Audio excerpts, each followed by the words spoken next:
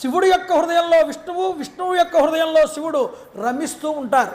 నేను శివాంశతో వచ్చిన వాడిని కాబట్టి నా హృదయంలో నిరంతరం విష్ణువు యొక్క రూపం స్థాపితమై ఉన్నదన్నాడు.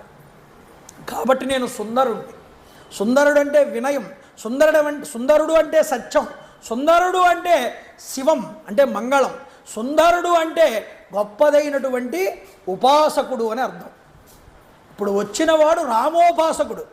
వచ్చినవాడు రామోపాసకుడా కాదా తేల్చడానికి, సమాజానికి చూపించడానికి, స్వామి హనుమ యొక్క ఉపాసనాశక్తిని మనందరికీ తెలపడానికి సీతమ్మ ఒక క్వశ్చన్ పేపర్ ఇచ్చింది.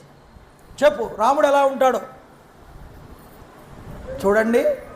వెంటనే చెప్తున్నాడు స్వామి హనుమ, అమ్మా నీకు యొక్క పాతివ్రత్య ధర్మానికి తగినట్టుగానే నువ్వు నన్ను అడిగి తెలుసుకుంటున్నావు, చాలా సంతోషం.